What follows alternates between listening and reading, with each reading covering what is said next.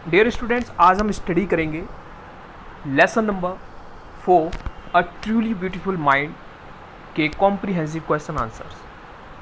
कल मैंने आपको इसका जो पहला वाला कॉम्प्रिहेंसिव क्वेश्चन आंसर्स था वो समझाया था और अल्बर्ट आइंस्टाइन के बारे में समझाया था कि वे एक कैसे व्यक्ति थे। एक महान साइंटिस्ट होने के साथ साथ एक बहुत अच्छे इंसान थे और एक दूरदर्शी व्यक्ति थे। पहले से ही उनको अंदाज़ा लग जाता था कि क्या होने वाला है, क्या चीज़ दुनिया के लिए ठीक है और क्या चीज़ ठीक नहीं है। ये सब चीज़ उनको बहुत अच्छे से पता थी, बहुत अच्छे से जानते थे। आज हम इसमें इस पैराग्राफ के थ्रू पता करेंगे कि उन्होंने दुनिया को तबाही से बचाने के लिए क्या क्या प्रयास किए, क्या क्या उन्होंने काम किया और क्या क्या चीज़ें वे करना चाहते थे। कल आपने पढ़ा था कि कल उन्होंने एक लेटर लिखा था और जो कि अमेरिका के जो प्रेसिडेंट थे जिनका नाम फ्रैंकलिन डी रूजवेल्ट था, उनको लिखा था।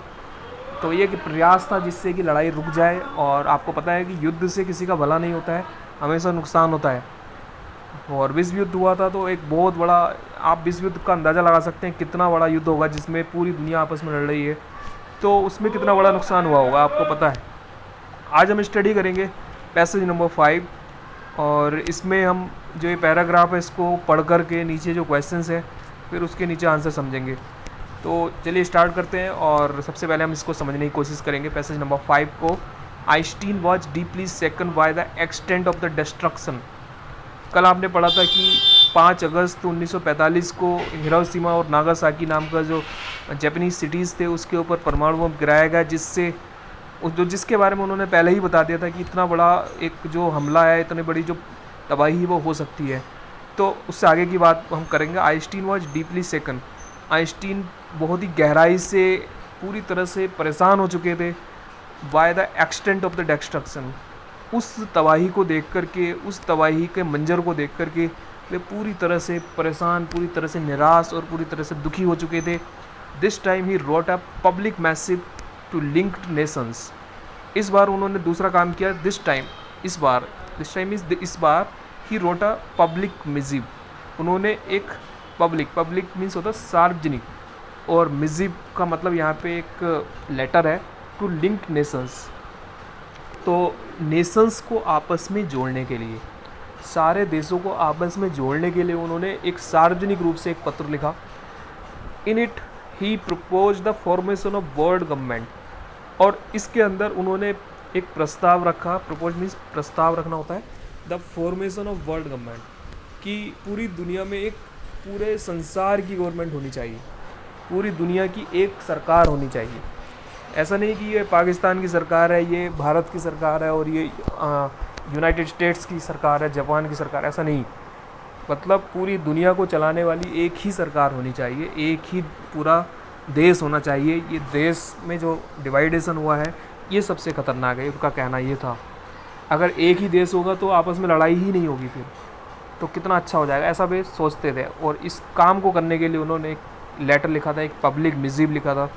आगे बढ़ेंगे। Unlike the letter to Roosevelt, ये जो एक पत्र था ये बिल्कुल अलग तरह का था। जो आपने कल जिस लेटर के बारे में पढ़ा था ना, उसके जैसा नहीं था, बिल्कुल अलग था ये।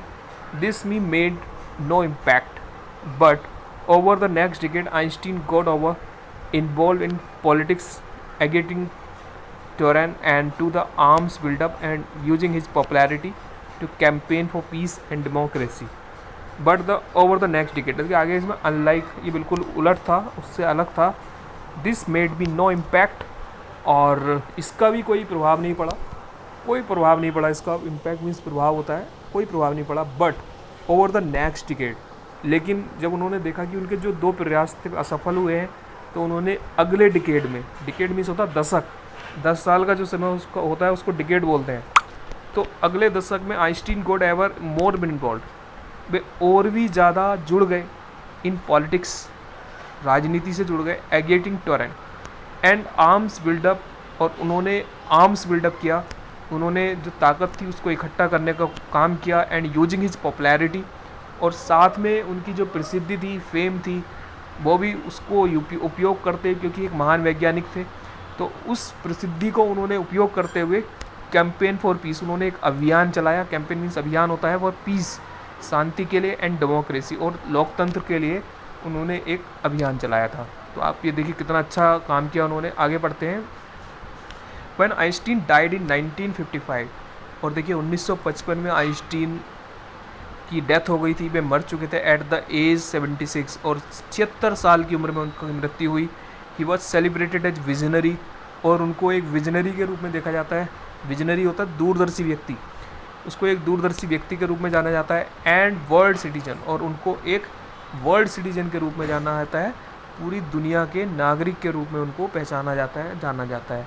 वे केवल एक देश के नागरिक नहीं थे, बल्कि पूरी दुनिया के नागरिक थे। As much as scientific genius, और साथ साथ इसके साथ साथ वे एक महान वैज्ञानिक थे। और उनकी जो बुद्धि थी, एक साइंटिफिक बुद्धि थी, एक जो उनकी बुद्धि थी साइंटिफिक मतलब वैज्ञानिक बुद्धि थी उनकी, ना। तो इस तरह से करके आप इसको समझ सकते हैं। तो मुझे उम्मीद है कि आपने ये पैराग्राफ बहुत अच्छे से समझा होगा। आप वीडियो को पॉज करके रिपीट करके कई बार इसको समझ सकते हैं। और देखिए यही ऑनलाइन टीचिंग का सबसे बड़ा बेनिफिट होता है। आप टीचर्स से कॉल करके पूछ सकते हैं, क्वेश्चंस पूछ सकते हैं। और जब तक आप क्वेश्चंस नहीं पूछेंगे तो आपको कुछ समझ में ही नहीं आएगा। आप इसको स्टडी करें, पढ़ें, देखें, बार बार समझें, और निश्चित रूप से फिर आपके माइंड में कुछ क्वेश्चंस आएंगे, आप उसको पूछें तो आपको समझ में आना शुरू हो जाएगा। चलिए फर्स्ट क्वेश्चन पढ़ते हैं इसमें। What was Einstein deeply shaken by. देखिए ऐसा क्या था जिससे आइंस्टीन डीपली सेकन, जिससे आइंस्टीन पूरी तरह से हिल गए थे। मतलब हिल गए थे, ऐसा नहीं कि हिल गए थे, हिलने का मतलब यहाँ पे पूरी तरह से परेशान हो जाना, पूरी तरह से निराश हो जाना, इसका मतलब यहाँ पे लगाएंगे हम। और देखिए Einstein was deeply shaken by the great destruction caused by atom bombs in Hiroshima and Nagasaki.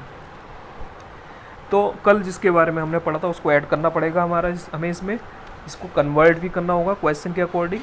तो देखिए आइंस्टीन वॉज डीपली सेकन, ये हमने सबसे शुरू में लिखा, by deeply shaken by the great destruction, एक महान जो तबाही थी उसकी वजह से वे सेकन हुए थे, उसकी वजह से वे हिल गए थे। कोज्ड बाय एटम बॉम्ब्स, जो कि परमाणु बॉम्ब के कारण हुआ था। इन हिरोशिमा एंड नागासाकी, और हिरोशिमा और नागासाकी नाम की जगह पर हुआ था। ठीक है बच्चों, आपको ये फर्स्ट क्वेश्चन समझ में आया होगा। सेकंड क्वेश्चन पढ़ते हैं। What did he propose in his letter to United Nations. अब देखिए यूनाइटेड नेशंस को उन्होंने क्या प्रस्ताव भेजा था, ऊपर देखो आपने लिखा होगा proposed the formation of world government. आ गया, यही आंसर हमारा, the formation of world government. ठीक है, तो इसको आप लिख सकते हैं। नेक्स्ट है for what did he get more involve in politics. ऐसा क्या उद्देश्य था उनका जिससे वे राजनीति से जुड़ गए थे, ये बताना है। तो देखिए मतलब for the end of arms and the development of peace and democracy, क्योंकि आर्म्स का मतलब यहाँ पे शक्ति होता है या फिर मतलब पावर होता है, ताकत होता है, उसका अंत हो चुका था। And development of peace and democracy, और एक बहुत बड़ा विकास हो चुका था पीस एंड डेमोक्रेसी। वे शांति और लोकतंत्र का स्थापना चाहते थे पूरी दुनिया में, इसलिए उन्होंने ये सब काम किया था, वे पॉलिटिक्स से जुड़ गए थे। Now we shall study about the fourth question. We will understand and then we will answer of this question. When did Albert Einstein die? देखिए बहुत अच्छा क्वेश्चन है। अल्बर्ट आइंस्टाइन की मृत्यु कब हुई, इसमें आपने ऊपर देखिए लास्ट पैराग्राफ की first line, When Einstein died in 1955, बस यही लिख देंगे आप, यही आंसर हो जाएगा हमारा। ठीक है, he died in 1955 at the age of 76 years. आप चाहे तो इस लाइन को भी लिख सकते हैं, यहाँ पे आपका ये बिल्कुल लाइन चल जाएगी यहाँ तक 76 तक, आप इसको लिख देंगे तो भी आपको कंप्लीट फुल आपका आंसर हो जाएगा ये। और next, how was Albert Einstein celebrated after his death. देखिए अल्बर्ट आइंस्टाइन को कैसे याद किया जाता है उनकी मृत्यु के बाद, और इसमें आप ये भी लिख सकते हैं he was celebrated as visionary and world citizen as much scientific genius. ये लाइन लिख देंगे, आपका आंसर कंप्लीट।